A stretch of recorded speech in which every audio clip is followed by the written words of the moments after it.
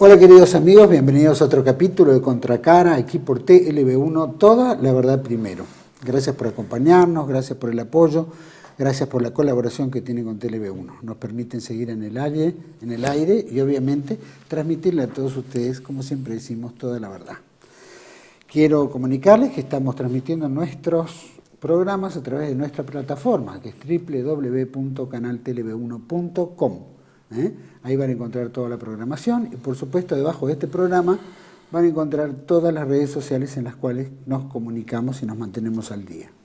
Como siempre hacemos, ponemos este programa bajo la protección y advocación de la Virgen de Guadalupe, Reina y Señora, Emperatriz de América, como siempre, que nos guíe, nos ilumine en este mundo tan adverso, tan distinto, tan difícil, pero que con su manto vamos a poder lograr, ¿no es cierto?, llegar a complementar lo que es el bien, la verdad y la belleza. El programa de hoy vamos a tratar un tema muy interesante que tiene que ver con un libro recientemente publicado que se llama La estafa con los desaparecidos. La estafa con los desaparecidos, mentiras y millones, ¿no es cierto?, que está publicado por nuestro querido amigo José D'Angelo Rodríguez.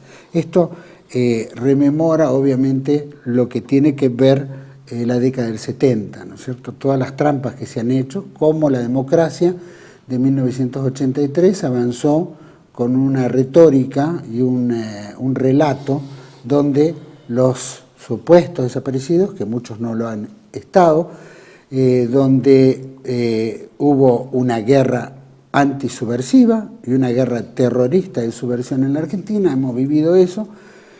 Se ha trasladado durante casi una década, porque venía de antes y ocurrió prácticamente en la década del 70, y obviamente esto conllevó a un invento de mitos hablando de los 30.000, ¿no?, desaparecidos. Hay un organismo que se llama la CONADEP, que dependía del Congreso de la Nación, que hizo un cómputo real de la cantidad de gente que supuestamente se había declarado desaparecida, y su número no superaba los 7.000 desaparecidos, de los cuales hay muchas dudas con respecto a ellos, porque muchos de esos que están contados como número eran combatientes y que murieron en batalla o murieron en actos terroristas que vivió la Argentina asolada durante todo ese periodo de tiempo. La realidad es que aún con la verdad planteada por el Congreso sigue el relato del engaño, donde este gobierno kirchnerista que viene del año 2003 toma la bandera de derechos humanos, por supuesto puesto en el contexto de interés de ellos, para rescatar una bandera y hacer la bandera, ¿no?, dentro del proceso democrático que le correspondió a este gobierno que actualmente está en el poder. Por supuesto, tenemos dos partidos políticos, uno que es Juntos por el Cambio, otro que es Frente de Todos, y que, como nosotros hemos planteado en muchas oportunidades, son dos caras de una misma moneda, en términos generales y en términos, digamos, de progresismo o de combate cultural. ¿Cuál es la idea? Que durante el gobierno de Macri o el gobierno de Rodríguez Larreta en la Ciudad de Buenos Aires o el gobierno en la provincia de Buenos Aires, en su entonces la gobernadora Vidal, que era del Frente por el Cambio, Juntos por el Cambio, había declarado como ley de la provincia que se decretara que eran 30.000 desaparecidos. Y ahí empieza todo un mito. Bueno, vamos a desmenuzar este mito también y qué es lo que conlleva este mito detrás de todo, que también trae muchos dolores de cabeza, especialmente a muchos militares que tuvieron un rol en la década del 70 y muchos que, bueno, han entrado en el tema de sospechados y acusados y hoy injustamente encarcelados, que son más de 2.000 y más de 750 muertes de militares en cautiverio. Así que vamos a tratar un poquito este tema con obviamente un gran amigo, ex oficial del Ejército Argentino, investigador, periodista y escritor. Es autor de Mentirás tus muertos, si podemos poner en pantalla la publicación Mentirás tus muertos, que si podemos leer abajo. Falsedades y millones detrás del mito de los 30.000 desaparecidos. Exactamente, que fue justo lo que habíamos tratado. Y recientemente acaba de publicar La estafa de los desaparecidos, mentiras y millones. Para mí es un gusto compartir el programa con José D'Angelo. ¿Puedo decirte José D'Angelo Rodríguez? Sí, pues así me llamo. Así es. ¿Puedo decirte Juan Manuel Suárez Pinto? Sí. Sí, a veces me dicen Suárez nomás. Okay. Juan Manuel, un gusto. Muchísimas gracias por la invitación. Vos sabés que el último libro, que se llama La estafa con los desaparecidos, me permito corregirte porque vos dijiste la estafa de los desaparecidos. Eso significaría negar la realidad de la desaparición de personas y nosotros somos amantes de la verdad. Total. Entonces, el libro se llama La estafa con los desaparecidos, mentiras y millones. ¿Por qué se llama la estafa con los desaparecidos? La estafa es el rótulo que puso el juez Ariel Lijo a la denuncia penal que yo presenté en su juzgado, salió sorteado su juzgado, puso estafa como carátula, estafa al Estado, defraudación a la Administración Pública Nacional, malversación de fondos públicos, incumplimiento de los deberes de funcionarios públicos, falsificación de documentos, etcétera, etcétera. Son todas esas las cosas que dice la carátula de la causa. Este libro, La estafa con los desaparecidos, es un botón de muestra, digamos. Pretende mostrar la impunidad con que se ha manejado este tema en todos estos años. Como bien vos decías, desde el año 1983 se empezó a construir un relato, ¿no es cierto? Se empezó a construir la memoria monumental. Hay un Aclaramos que también el gobierno, a través del 24 de marzo, denomina, sí, ¿no es cierto?, también un título, ¿no? Que si no me equivoco es Verdad, Justicia. ¿También utilizan lo mismo? No, ellos utilizan Memoria, Verdad y Justicia. Por eso mi programa se llama Historia, Verdad y Justicia para Todos. Perfecto. El lema del gobierno ha sido siempre, y de los organismos llamados de derechos humanos, es Memoria, Verdad y Justicia. Entonces nosotros decimos, no, Historia, Verdad y Justicia para Todos. Esta denuncia presentada en el juzgado del Hijo presenta algunos casos como ejemplo, algunos casos de las irregularidades, de los fraudes que yo he encontrado en la investigación de todo este tema. ¿Cómo es el tema? Bien decías vos que en el año 84, cuando termina el gobierno militar, el gobierno de Alfonsín crea la CONADEP, Comisión Nacional sobre la Desaparición de Personas. Vamos a hablar primero de los informes oficiales.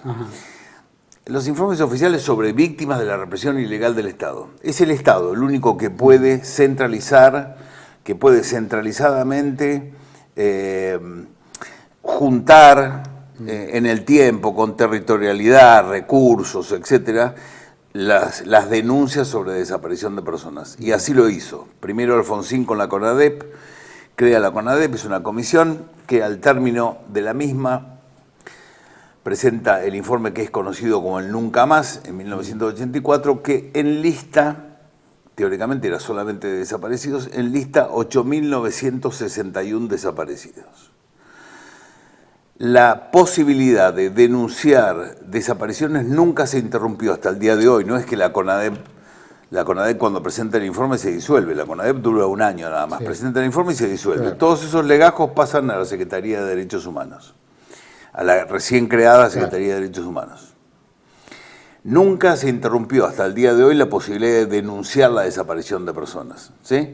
Pasan los años, y en el año 2006, primer informe en 1984, en el año 2006 el gobierno de Néstor Kirchner sorprende a la opinión pública y presenta un nuevo informe y dice: hemos revisado, corregido, ampliado y actualizado el informe anterior, el de 1984. Y presenta un nuevo informe, que lo tenés ahí en la placa, en la segunda, tercera, déjame verla.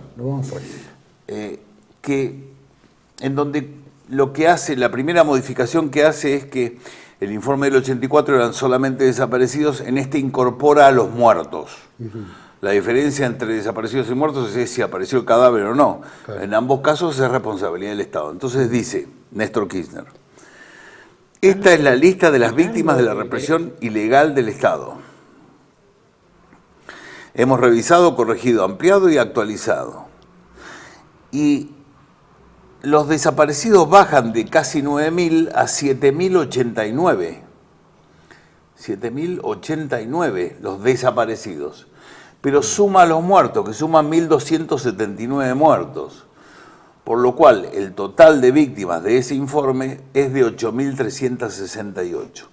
Casi 23 años después del primer informe de la CONADEP, las víctimas de la represión ilegal del Estado bajan a 8.368. Pero hay que aclarar que esto no son víctimas solamente achacables al gobierno militar, porque el periodo considerado para estos informes es de 16 años. El gobierno militar duró 7, menos de la mitad de ese periodo. Abarca gobierno constitucional, la Revolución Argentina, etc. Bueno, así es la cosa. Entonces, 8.360. Eso es lo que presenta el kirchnerismo. El ¿no? kirchnerismo, como no. de campaña. No, pero en el año 2015, un mes antes de dejar el poder, Cristina Kirchner presenta un tercer informe. Es la placa siguiente. Ajá. Un tercer informe presenta Cristina Kirchner, que se llama RUPTE, Registro Unificado de Víctimas. Ahí estamos. Eso. Registro Unificado de Víctimas del Terrorismo de Estado. Sí. Registro Unificado de Víctimas del Terrorismo de Estado. El RUPTE, en donde los desaparecidos aún bajan a 7.018 y los muertos suben a 1.613.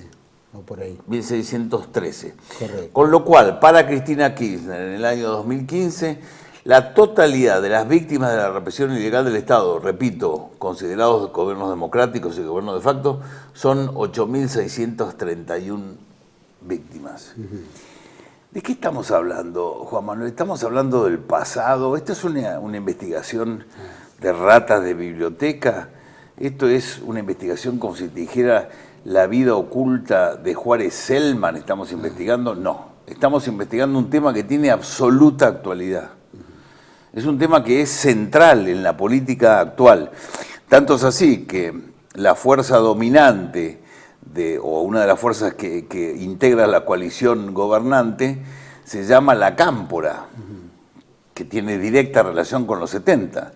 Y muchísimos funcionarios, todos los que ocupan lugares de cajas importantes del dinero del Estado, son integrantes de la Cámpora. Entonces, como vos bien decías, el kirchnerismo, en un falseamiento de la historia, ha tomado como mito fundante, como su bandera, como su combustible épico, las luchas de los 70. Una mentira absoluta. Ya lo decía el escritor, ensayista y también guerrillero montonero Martín Caparrós, en un libro que se llama Argentinismos, en donde él dice: la construcción de esta etapa, de esta memoria monumental, tiene 3 etapas. Él es crítico de eso, Tiene 3 etapas. Pero las 3 tienen una característica común. Fueron escritas por los derrotados. Dice, las tres etapas de la construcción de la memoria la escribimos los derrotados, porque él se considera. Claro. Dice, yo también formaba parte de la subversión marxista, o más o menos marxista, que quiso asaltar el poder por las armas en los 70. ¿Cuáles son las 3 etapas? La primera dice, desde el año 1983 hasta el año 1998 aproximadamente, es la etapa del militante solamente como víctima.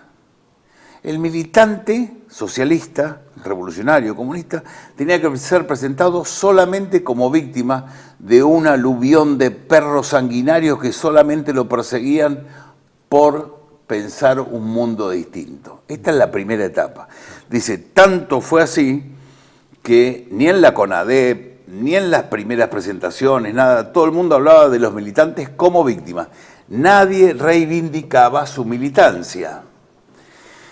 Dice Caparrós, la segunda etapa va desde 1989 aproximadamente hasta el año 2003, en que llega el kirchnerismo. Es la etapa de Fukuyama, el fin de la historia.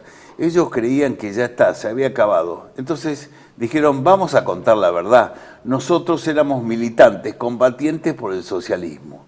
Entonces hay una enorme profusión de obras en donde ellos cuentan la verdad, o sea, el militante como militante. Se han escrito una enorme cantidad de obras, entre ellas Caparrós y Anguita, Caparrós de Montoneros, Anguita de Lerp, escriben tres tomos de la voluntad, un libro tremendo, testimonio de la guerra revolucionaria que ellos llevaban adelante. ¿Verídico en esa información? Sí. Pero hay infinidad de autores que han escrito y han dicho, sí, nosotros éramos militantes socialistas que peleaban no por la Argentina, ¿cómo se llama?, del Estado burgués democrático, sino que queríamos imponer un régimen socialista al estilo de Cuba, para simplificarlo. Llega la tercera etapa, el 2003, llegan los Kirchner y mienten que toman como suyas esa bandera, pero convierten a los militantes socialistas, lavan su militancia y los convierten en unos raros militantes socialdemócratas que no se sabe muy bien por qué peleaban. ¿No es cierto? Pero hay un pacto que se llama el Pacto Kirchner-Berbisky, que Berbisky se le presenta a Kirchner y dice, danos la venganza y nadie te toca el bombo. ¿Qué significa? Entreganos el capital simbólico de los 70, entreganos la interpretación de la historia reciente, entreganos el manejo de los derechos humanos, de lo que significan los derechos humanos, entreganos las áreas del Estado que corresponden a eso, entreganos los recursos, abrirnos las puertas para hacer la difusión en el sistema educativo público y el de los medios aliados, etcétera, danos todo eso y nadie te toca el bombo. ¿Qué significa? Es bien fácil de explicar. Horacio Berbisky puede ser cualquier cosa, pero tonto no es. Escribió durante el gobierno de Menem un libro que se llamó Robo para la Corona, en donde investigaba la corrupción del menemismo, pero no encontró nada para escribir de la corrupción del kirchnerismo en todos estos años. El menemismo duró 9 años, creo, y escribió Robo para la Corona. Pero lamentablemente no encontró nada de corrupción para escribir un libro sobre la corrupción oficial kirchnerista. Entonces, hay un pacto que entrega en cesión exclusiva, de usufructo exclusivo, a las izquierdas revolucionarias derrotadas en los 70, les entrega el manejo del pasado reciente y el capital simbólico de los derechos humanos, además de una enorme cantidad de recursos y áreas del Estado que son cotos de caza. Son cotos de caza. Mi investigación apunta precisamente a uno de esos cotos de caza, que es la Secretaría de Derechos Humanos. La Secretaría de Derechos Humanos es un mostrador, yo la verdad que iría a verlo, a investigarlo, es un mostrador mágico el de mesa de entradas, porque convierte unos papeles pedorros firmados, los convierte inmediatamente en plata. En plata, los convierte en plata, de una manera maravillosa. Yo podría contar, por ejemplo, vamos a meternos en algunos de los casos que están presentados en el libro. Creo que pasa directamente ahí a los casos, si seguimos ¿cómo se llama? No, pasan las leyes reparatorias, las leyes reparatorias. Si nos mostrás, ahí está, las leyes reparatorias. Menem, en el intento por dar vuelta a la hoja, en un intento de la política por dar vuelta a la hoja, tomó un montón de medidas. Indultó a los comandantes, indultó a los jefes guerrilleros, hizo que los montoneros firmaran un acta de pacificación y reconciliación frente a la Virgen de Luján, indultó a los, e indemnizó, sacó estas leyes reparatorias. Sí. Las más importantes son dos, que están señaladas allí. La primera es la 24043. La 24043 dice, páguese por cada día que estuvo detenido Juan Pérez, la 30ª parte del sueldo más alto de la Administración Pública Nacional. Hoy son 4.200 pesos. O sea, vos tuviste 100 días, vas a cobrar 100 días por 4.200 pesos. ¿Sí? Eso es lo que cobró Nacha Guevara Porque esta ley es para detenidos, pero en el año 2004 la Corte Suprema la adaptó a los exiliados. Dijo, bueno, un día de detenido igual a un día de exiliado. Así que Nacho Guevara dice, yo me tuve que exiliar porque cantaba un buen par de patadas en el culo y no le gustó a la gente y me tuve que exiliar porque me perseguía la derecha, me fui a Francia y entonces ahora cobró 12 millones de pesos en virtud de esta ley 24043. Se han pagado hasta este momento, hasta el momento que yo hice la placa, se han pagado por esta ley la suma de 123.213 millones de pesos. Están pendientes de pago unos 7.000 expedientes más, que significarían unos 124.000 millones de pesos. Muy bien, esta es una de las leyes. Sin control, ¿eh? Esto se paga sin control. En el mostrador mágico. Cualquiera que declara va ahí. En el mostrador mágico de la Secretaría de Derechos Humanos. Yo te voy a contar uno o dos casos que son claramente te lo demuestran. La ley 24411. La ley 24411 es la que dice: páguese a los familiares de los desaparecidos y muertos por el Estado. Sí. Páguese una indemnización que es el sueldo más alto de la Administración Pública Nacional multiplicado por 100. ¿Sí? Mirá. Hoy son alrededor de 21 o 22 millones de pesos actualizados. ¿Sí? De eso se pagaron hasta ahora casi 8.000 indemnizaciones de la ley 24411 por un monto total de 192.000 millones de pesos. O sea que entre las dos leyes se han pagado, la placa siguiente, se han pagado unos 315.000 millones de pesos sin control. Claro. Sin control. ¿Por qué sin control? Porque no hay ninguna intervención judicial de ningún tipo, es solamente un trámite administrativo en la Secretaría de Derechos Humanos. Recibe un papel en el mostrador, la Secretaría de Derechos Humanos lo mira y dice, páguese, va al Ministerio de Economía y se paga. Mirá. ¿Sí? O sea, cualquiera puede inventar lo que quiera. Ahora vamos a verlo. Ahora vamos a verlo. Bien. Yo presenté, como se dice, la causa judicial, ahí sigue la causa judicial. Yendo para abajo. Muy bien. La causa judicial, ahí está la presentación que hice con una determinada cantidad de casos. Después tuve presentación en los medios, estuve en los medios de comunicación, ahí estoy entrevistado por La Nación Más, por Odo Feynman, después La Nación también sacó notas, sacaron todos los diarios, ¿eh? Sí. Notas, muy bien. Bueno que prestaron atención. Vamos a los casos, vamos a contar algunos casos. Nora Marquardt, esa mujer que está allí se llama Nora Lía Marquardt. Nora Lía Marquardt era una mujer de unos 27 años, nacida en Mar del Plata, de clase media, media alta, que tuvo 3 hijas y que se trasladó a Córdoba porque se puso de novia con un herpiano, con un integrante del ERP. Se trasladó a Córdoba y seguimos un poquito la placa siguiente y ahí encontramos una noticia que dice: muere una extremista al fracaso. Bueno, estaría hacer frustrado un atraco. Frustrado un atraco.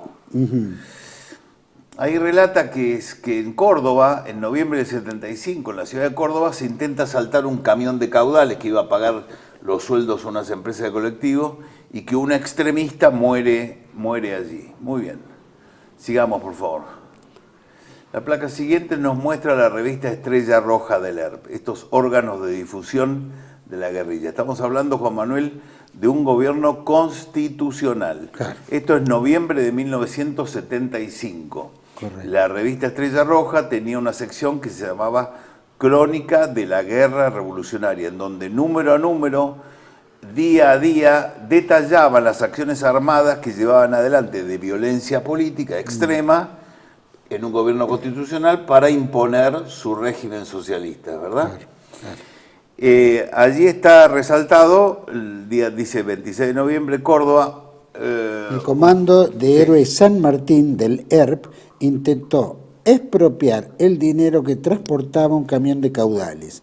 En la acción murió combatiendo heroicamente la compañera Nora Lía Marquardt, sargento Clara. Muy bien. ¿Qué está diciendo ahí?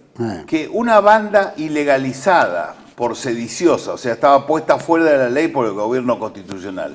Asalta un camión de caudales, se tirotea con la policía y con los custodios. Y muere una integrante de esa banda, que es Nora Lía Marquardt, que además tenía grado militar y tenía nombre clandestino, ¿es verdad? Sí. Muy bien. Esto lo que vimos Sargento del anuncio, Clara. la Sargento Clara. Lo que vimos de la nota periodística y esto que saca la Estrella Roja, donde anuncia que ha muerto combatiendo heroicamente Nora Lía Marquardt, es la historia. Claro. Esto es historia. Claro. Documentos históricos, esto es lo que pasó. ¿Cómo se construye el relato? Sigamos, por favor. Entonces, la que sigue, página abajo. Ahí está el informe, el tercero de los informes, el RUPTE, el de Cristina Kirchner en el año 2015, en donde Nora Lía Marquardt nos es presentada como víctima de la represión ilegal del Estado, asesinato, dice. Claro. ¿Sí? Matías, que no conoce esta historia, Matías, ¿no? Sí. Que no conoce esta historia, mira esto y dice, el Estado la asesinó a Nora Lía Marquardt. Claro, la gente no tiene idea. Y en realidad murió asaltando un camión de caudales. Sí. Lo dice la propia organización, se murió tiroteando, hirieron a 2 policías y a un custodio del camión. Era para robar plata para seguir combatiendo el gobierno constitucional de Isabel Perón. Claro. Esta es la verdad histórica. Claro. ¿Sí? Claro. Lo otro es relato. Sigamos, por favor. Y si uno va al Parque de la Memoria que administra el señor Rodríguez Larreta, va a encontrar que nosotros homenajeamos a Marquardt Nora Lía como desaparecida. Como desaparecida, como víctima del Estado. No está desaparecida, su cuerpo fue entregado a la familia. Mirá. Y por Nora Lía Marquardt, seguí por favor, sí. Hemos pagado 21.721.029.000 pesos de indemnización. ¿No es cierto? ¿Esto se le ha pagado a quién? ¿A la familia? Es una muy buena pregunta, porque como el Estado ha puesto un cono de silencio sobre esto y es imposible acceder a esta información, esto es lo que yo supongo, que se le ha pagado a la familia. ¿Sí? Yo te dije antes que de este tipo de indemnizaciones se han pagado, ¿cuánto decía antes, perdón? Más atrás, las leyes reparatorias. Sí, dijiste casi 120 y tantos millones. 129.000. Sí. Ahí está, esta. ¿Cuánto es? Puede ser, se pagaron en reparación 315. No, pero esta, 192. 1.000 millones de pesos. Se han pagado por esa ley con la que se le pagó a Nora Marquardt 192.000 millones de pesos sin control. ¿Sí? Entonces yo le digo al juez, ¿está bien que le hayamos pagado a Nora Lía Marquardt una indemnización con plata del Estado? Esto es lo que el juez está investigando, el juez dijo, ¿verdad? Claro. Sigamos con otro caso, por favor, Matías. El caso siguiente, Nora Marquardt, nos permite ver otra... Pedro Sabao. Pedro Sabao. Bien. Pedro Sabao. Extremistas ultiman en Rosario un militante de la CGT y la 62. Dice que eran 2 hermanos, Pedro y Carlos Sabao, que tenían un kiosco de bebidas muy humilde a orilla del río Paraná, en la zona de balnearios, y una mañana de noviembre del 75, gobierno constitucional de Isabel Perón, se acercan unos autos, se bajan unas personas con armas largas y sin mediar palabra le abren el fuego a Pedro y a Carlos. Carlos cae herido en el piso, Pedro corre hasta el río, se tira al río, intenta escapar nadando, lo persiguen, balean el cuerpo y se lo lleva el Paraná al cuerpo. Al día siguiente, en ese sueltito que está a la derecha, dice, fue extraído de las aguas del río Paraná el cadáver de Pedro Sabao, ¿sí? Su hermano Carlos se repone de las graves heridas, etc. Pasamos a la placa siguiente. Así como la revista Estrella Roja tenía una sección que se llamaba Crónica de la Guerra Revolucionaria, la revista Evita Montonera, estamos hablando de la misma época, Nora Marquardt muere en Córdoba, Deler muere en Córdoba en noviembre del 75 y este hombre muere en Rosario también en noviembre del 75. Claro. La revista Evita Montonera tenía una sección que se llamaba Crónica de la Resistencia y allí también detallaba todos los hechos de violencia que llevaban adelante. Y ahí dice, 26 de noviembre, léelo por favor. Un pelotón de combate de montoneros ejecutó al traidor y delator de compañeros y actual miembro de la Juventud Sindical de Rosario, Pedro Sabao, quien al intentar huir cayó al río Paraná. Muy bien. Entonces, acá tenemos la historia. Estos son los datos históricos. Se produce un atentado, dan cuenta de ello los medios de comunicación, y después Montonero dice, nosotros lo matamos por traidor. Gobierno democrático, de derechos humanos, ni hablemos. Ni hablemos. De justicia, de juicio, ni hablemos. Fueron y lo mataron directamente, ¿no es cierto? Muy bien. ¿Cómo se construye el relato? La placa siguiente, por favor, Matías.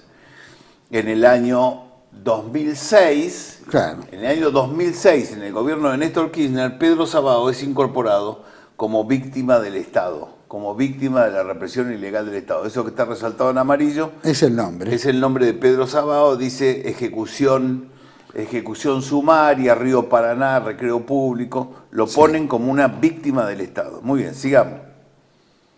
Ahí está el Parque de la Memoria, seguí un poquito más. También tiene un nombre, por supuesto. Pero ¿cuánto se le indemnizó a Pedro Sabao? Se pagó por Pedro Sabao, como si lo hubiera matado el Estado, 21.486.291 pesos.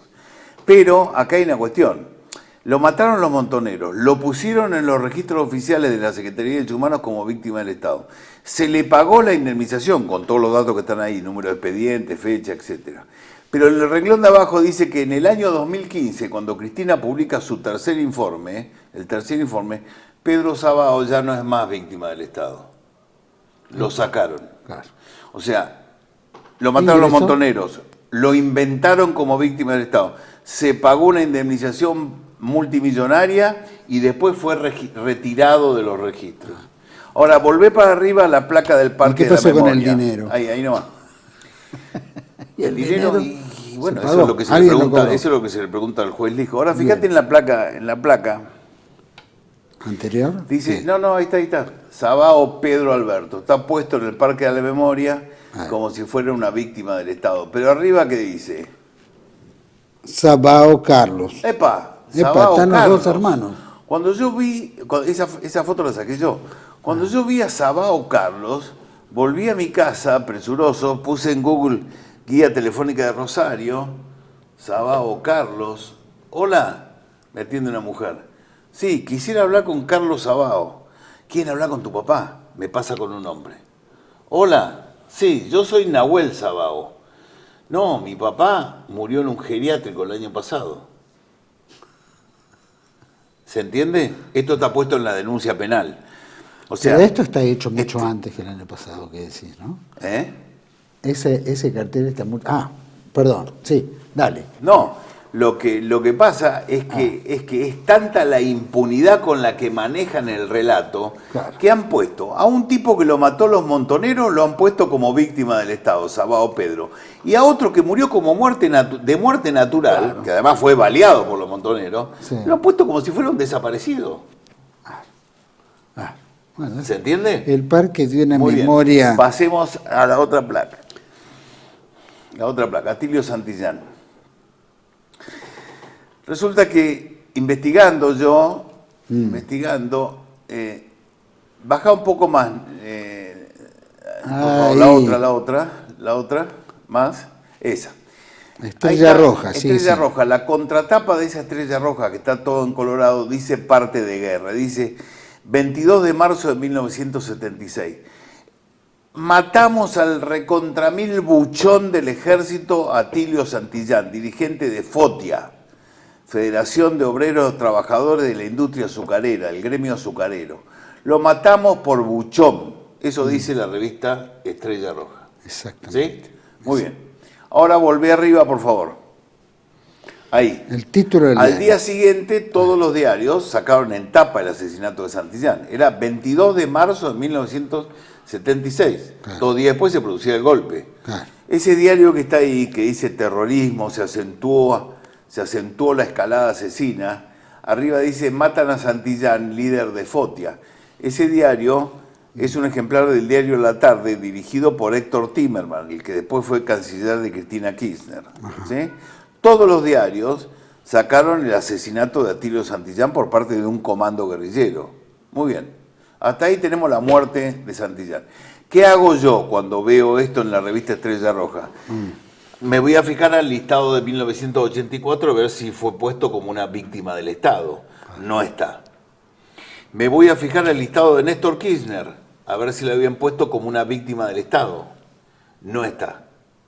Me iba a fijar al listado de Cristina Kirchner, digo, Cristina no me puede fallar. Claro. A ver si en 2015 la habían puesto como víctima del Estado. No está. Entonces dije, se me acabó el caso, no está. Pero me voy a fijar a la lista de pagos y por Santillán pagaron la indemnización. Sí. Subí, por favor. Sí, por favor, porque es muy interesante esto. Sí, ahí está. ¿Qué dice ese libro? Ese libro es del periodista Pablo Ansaldi.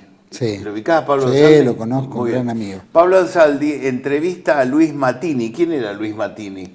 Alias Arnold Kremer. Luis Mattini, alias Arnold Kremer, Arnold Kremer, alias Luis Mattini, es el que fue jefe del ERP cuando muere Santucho, es el que reemplaza al jefe del ERP, nada más y nada menos, cuando muere Santucho. ¿Qué dice ese recorte del libro de Ansaldi, que lo entrevista? Sí, yo estaba presente cuando Santucho dio la orden de matarlo a Santillán. Mira. O sea que lo mata el ERP sí o sí. Claro. Es más, el juez lo va a tener que llamar a Mattini para que diga, ¿usted sabe que lo mató? Sí, lo mató el ERP. Y dice, fue un comando y lo mató. Muy bien. Lo mató el ERP. Pero no lo pusieron en el listado del 84 como víctima del Estado. No lo pusieron en el listado del 2006 como víctima del Estado. No lo pusieron en el listado del 2015 como víctima del Estado. Sin embargo, por Santillán, el Estado, la Secretaría de Derechos Humanos, el Mostrador Mágico, pagó una indemnización de 24 millones de pesos sin gastarse y colocarlo en los registros oficiales. Mirá. Entonces lo que yo le pregunto al juez es, doctor, si se atrevieron a pagar el caso de Santillán, que salió en la tapa de los diarios, ¿a cuánto Juan Pérez se les ha pagado? Que no conocemos ni conoceremos se les pagó. ¿Sí? Esto está en la denuncia penal. Sigamos, por favor. Pero vamos, antes de seguir para recordar, vamos a hacer un pequeño corte. ¿Cómo no? Porque es muy importante en esto y especialmente, bueno, hay muchas preguntas que después te voy a hacer. Pero vamos a un pequeño corte y volvemos enseguida a José D'Angelo Rodríguez, ¿no es cierto?, sobre esta publicación tan importante que ha traído. Ya volvemos. Bienvenidos a CEPA, Centro de Estudios del Pensamiento Americano.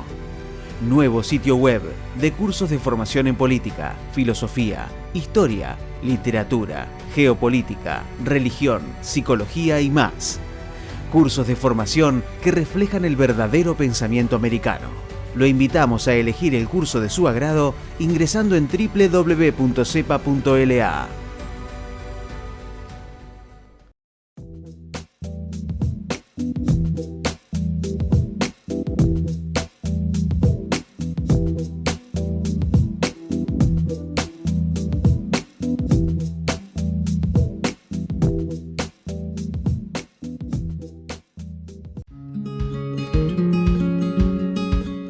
Residencia de Los Ángeles es un hogar para adultos mayores habilitado en la ciudad de Buenos Aires, cuyo objetivo es la atención y cuidado de pacientes de la tercera edad. Más de 30 años de experiencia nos respaldan.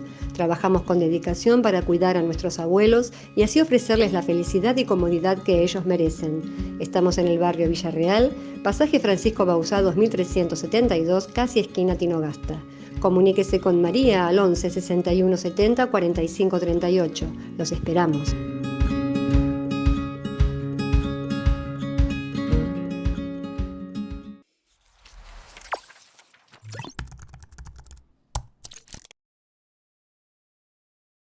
Decir siempre la verdad primero tiene un precio. Pero todos los días, en cada programa, en cada reportaje, en cada esclarecimiento, descubrimos que decir la verdad vale la pena. Decir siempre la verdad tiene un precio. Pero cada vez que recibimos tu apoyo, entendemos que seguir luchando vale la pena. Dependemos de tu ayuda. TLB1. Toda la verdad primero.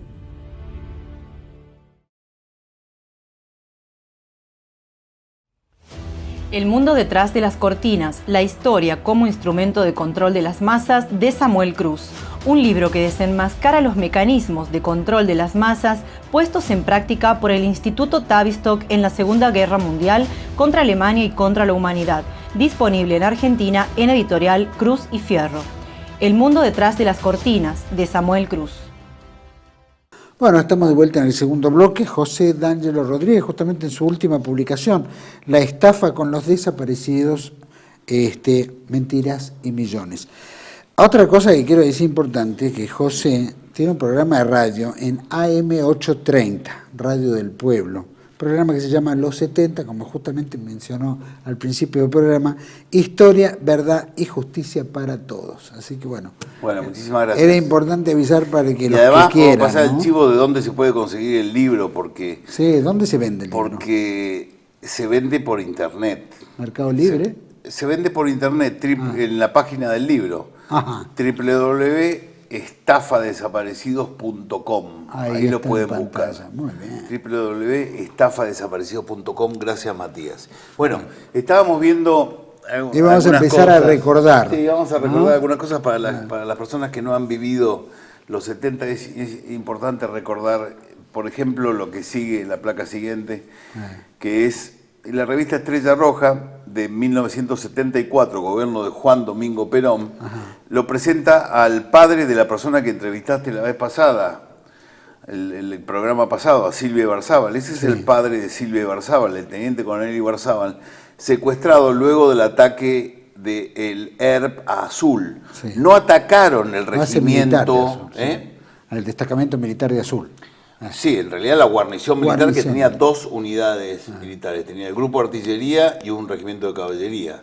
En el grupo de artillería estaba como jefe el padre de Silvia, Jorge Ibarzábal, y en el regimiento de caballería estaba el coronel Camilo Gay, al que matan a él y a la señora, ¿no es cierto?, en este ataque. ¿Por qué ataca el ERP Azul en enero de 74 con Jorge Rafael Videla?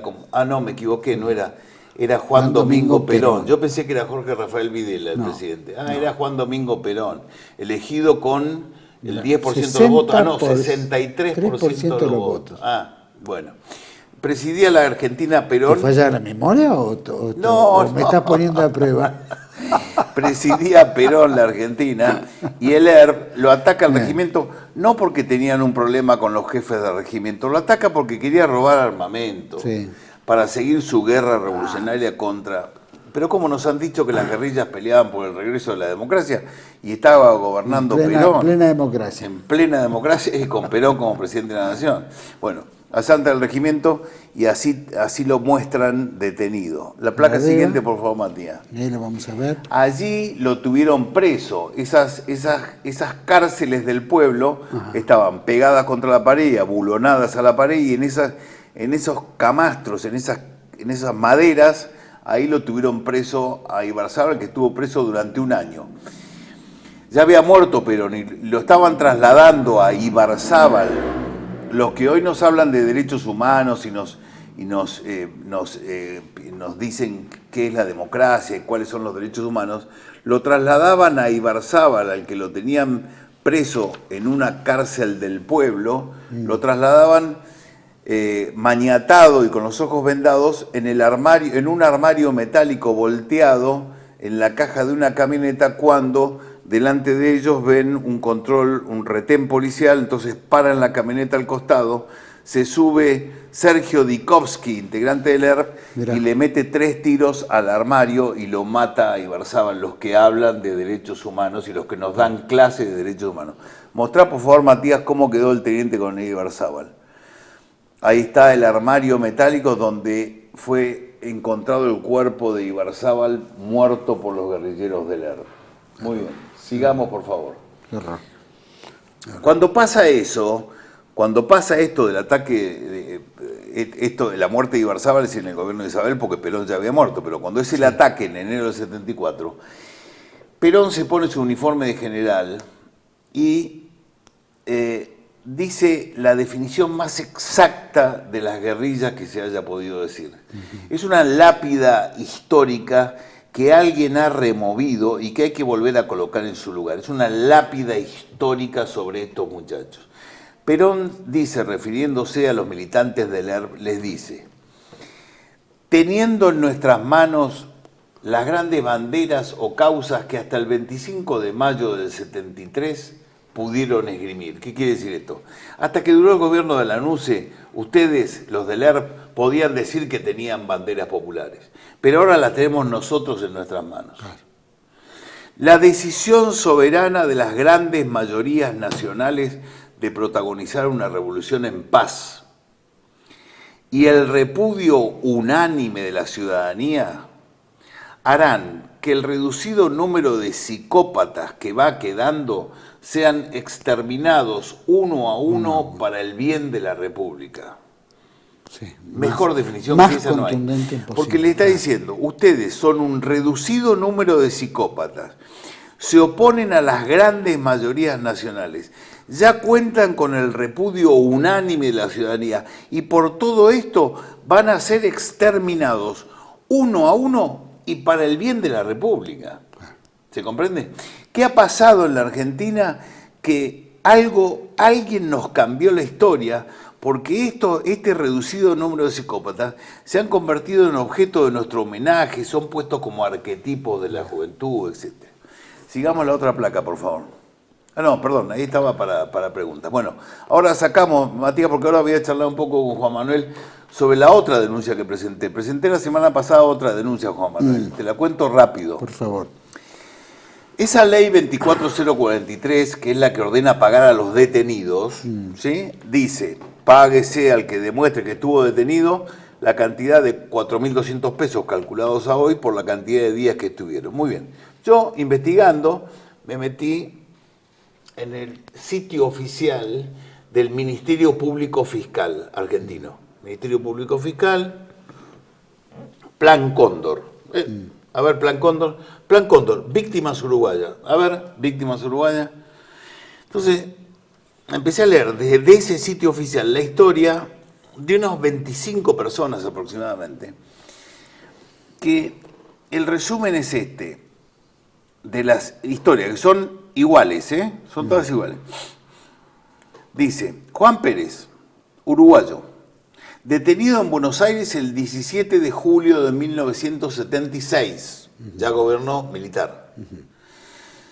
Estuvo detenido en Automotores Orletti hasta el 24 de julio de 1976, en donde fue trasladado al Uruguay. En el Uruguay estuvo preso en la prisión Punta Rieles, y estuvo 3 años preso en la prisión de Punta Rieles. Juana Gómez, ciudadana uruguaya, detenida el 14 de julio de 1976. Estuvo 15 días en Automotores Orletti. Fue trasladado a Uruguay, donde estuvo 5 años presa en tal prisión. Y así 25 casos. ¿Qué crees vos que puede haber pasado en la Argentina con el mostrador mágico de la Secretaría de Derechos Humanos? Sí, lo que vos crees. La Argentina le pagó por la totalidad de los días que estuvo detenido. En vez de pagarle 16.000 pesos, 25.000 pesos, le pagó 25 millones de pesos. En vez de pagarle 42.000 pesos, le pagó 37 millones de pesos. ¿Me interpretás? Entonces, todos esos casos los he denunciado ante el juez Lijo, que ya tomó 2 medidas, porque además el fiscal Federico Delgado también apoyó la toma de estas medidas, que es pedirle a la Secretaría de Derechos Humanos que indique si estas indemnizaciones realmente se han pagado. Yo le aporté todo, número de expediente, número de todo. Y al mismo tiempo, al Ministerio de Economía, al Ministerio de Economía a ver si habían pagado, y al mismo tiempo a la Secretaría de Derechos Humanos para que le mande la totalidad de los que estuvieron, de los que cobraron indemnización. O sea que por primera vez en la historia de la democracia argentina vamos a tener acceso a esa información que antes nos negaba el Estado. Ahí hay más de 13.000 casos de pagos de estas indemnizaciones sin control. ¿Querés que te dé un ejemplo más?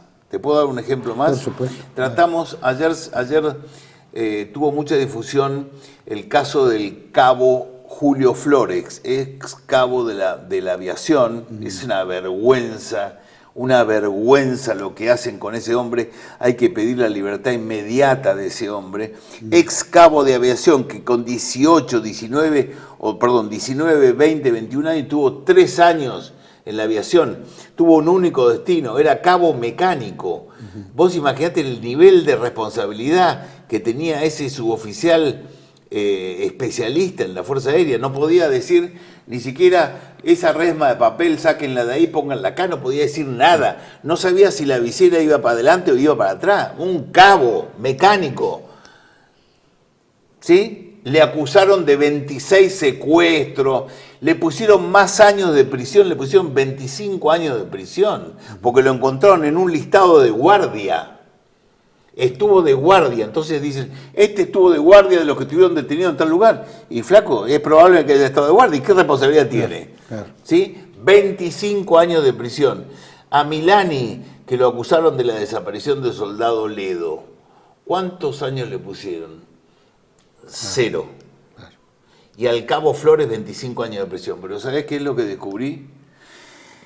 Que el denunciante, el único que hace 13 años creo, dijo, el único denunciante de esta causa de Flores, que dijo, creo en un 50% que podría ser Flores el que estuvo de guardia. En un 50%. Sí. Ahora que vive en Francia, que vive en Francia y que es artista en Francia, cambió su declaración y dijo, no, sí, era Flores el que estaba ahí de guardia. ¿Sabes lo que descubrí en mis registros? Que ese tipo cobró 3 veces la indemnización por haber estado detenido. Ese tipo estuvo detenido durante 5 meses. 5 meses por 4.200 pesos le correspondían 680.000 pesos. Son 150 días multiplicado por 4.200 pesos. Le correspondía 680.000. Cobró 3 veces la indemnización. La cobró en el año 99, la cobró en el año 2006 y la cobró en el año 2015. Eso es un delito absoluto, porque la indemnización se cobra una sola vez. Presentaste el expediente, claro, presentaste el expediente. ¿Sabes cuánta plata cobró? 1.600.000 en la primera, 18 millones en la segunda y 18 millones en la tercera. Esto lo acabo de descubrir ayer. Ahora voy a ir a juzgado del doctor Lijo y voy a decir, tráiganlo a este muchacho artista de Francia para que explique por qué cobró 3 veces una indemnización y que los funcionarios expliquen eso. Es un choreo monumental que tiene que terminarse. Por eso mi libro se llama La estafa con los desaparecidos, mentiras y millones, que es la fórmula que utiliza el kirchnerismo para cambiarnos la historia y robar plata con eso. Increíble. Cortitas preguntas. Esos abultados números que van creciendo, ¿es basados en un dólar determinado? Son actualizados. ¿No? Se hablaba de 250.000 dólares. Yo no lo actualizo, no lo manejo en dólares, lo manejo en plata argentina y lo actualizo con calculadora de inflación.com. Agarro la cifra que se pagó en su momento y digo, ¿en qué momento se pagó? Lo pongo en calculadora de inflación.com y te dice, la inflación ha sido del 7.500% y el monto es tal, calculado a pesos a hoy. ¿Sí? ¿Cuántos casos similares? Bueno, encontraste estos 3, 4 casos. ¿Cuántos casos crees que puede llegar a haber? Yo no lo sé, pero yo sé que estuvo Horacio Pietragala, que es el secretario de Derechos Humanos, hijo de los 2 terroristas montoneros, Horacio Pietragala padre y Liliana Corti, estuvo en el Vaticano diciéndole al Papa Francisco que abra los archivos de Vaticanos, ¿es verdad? Así parece. Estuvo hace unos días en el Vaticano y le dijo, dijeron que iban a abra los archivos del Vaticano. Y yo le digo, mirá, abrí los archivos de la Secretaría de Derechos Humanos y mostrarle a la población argentina qué indemnizaciones se pagaron truchas. Te voy a contar otro ejemplo rápido. Dale. Federación Anarquista Uruguaya, estudio, mis fuentes son todas de izquierda, cuenta que cuando se produce el golpe militar en Uruguay, muchos se trasladan a la Argentina. Y como no tenían plata, empezaron a hacer secuestros extorsivos.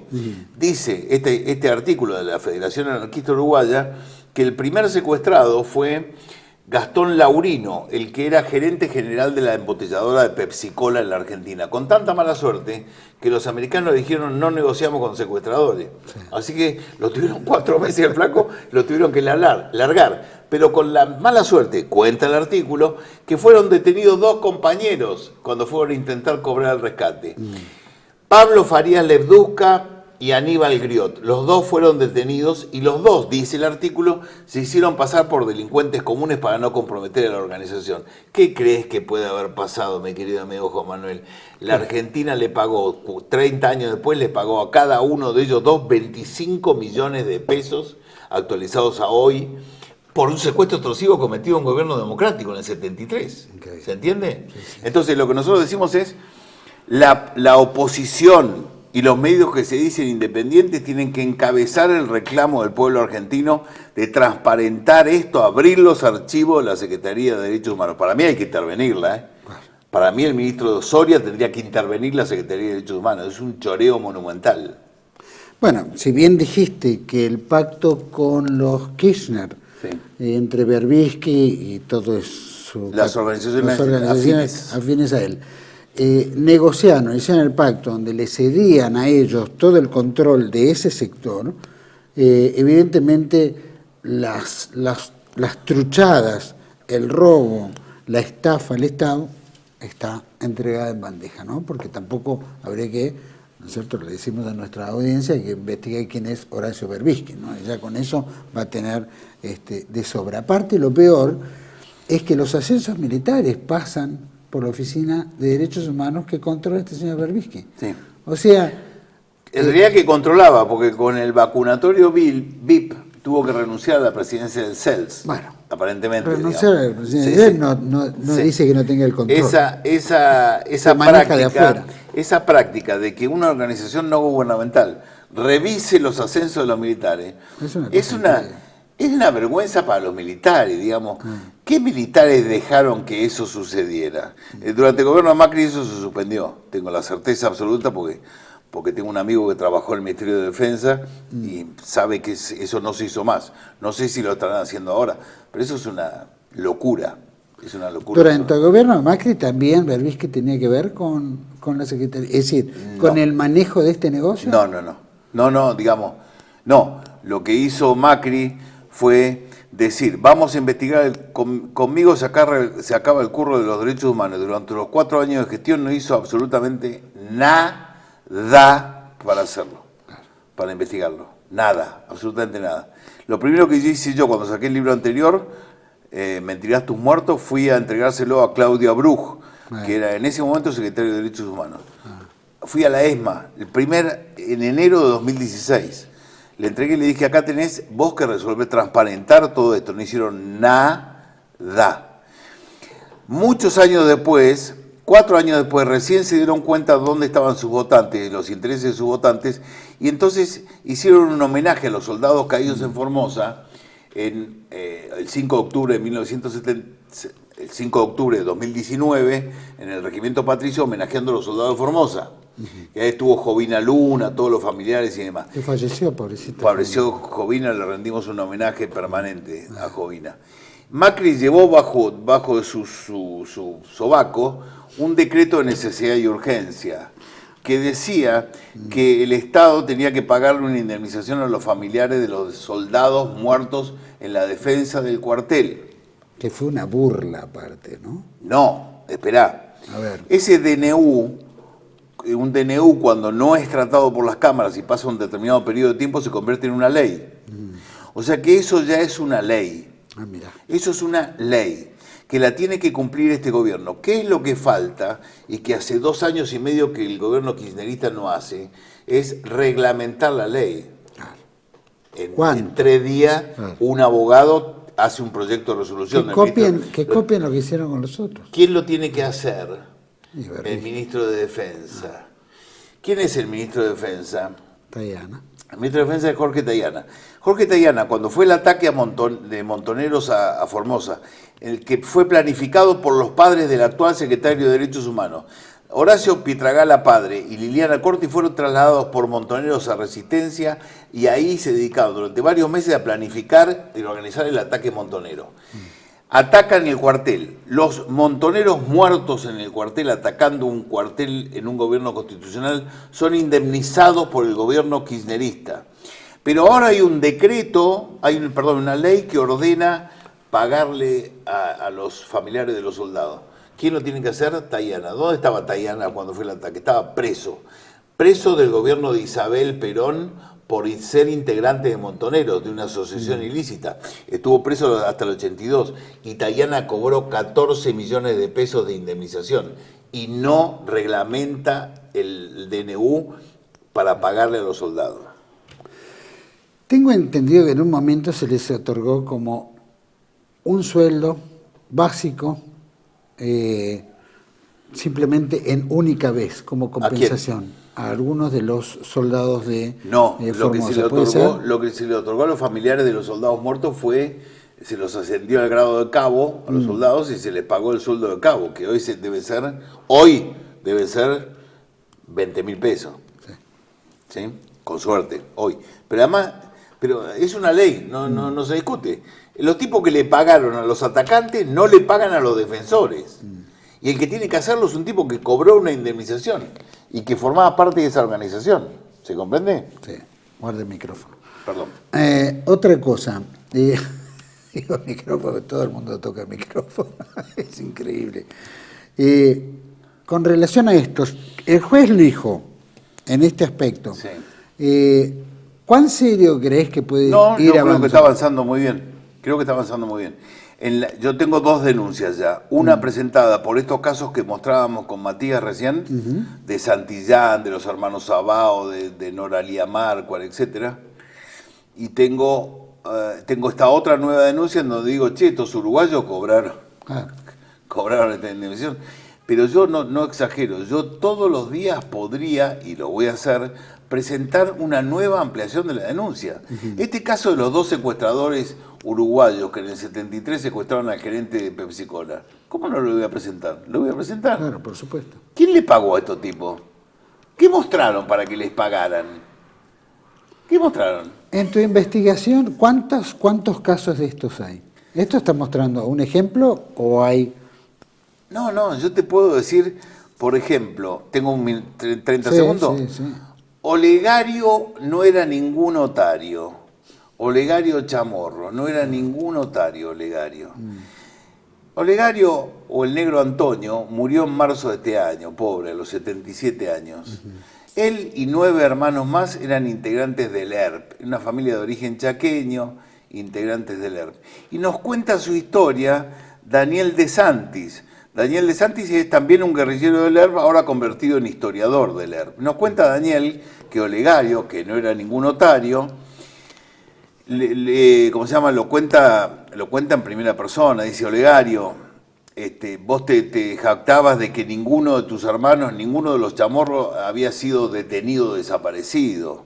Y te jactabas de que entrabas y salías del país cuando querías y nunca tuviste que pasar por el exilio. ¿Te acordás cuando fuiste a Nicaragua a combatir con el Frente Sandinista de Liberación? Y desde ahí nos fuimos a Cuba a estudiar 9 meses el marxismo y leninismo en las escuelas de Fidel.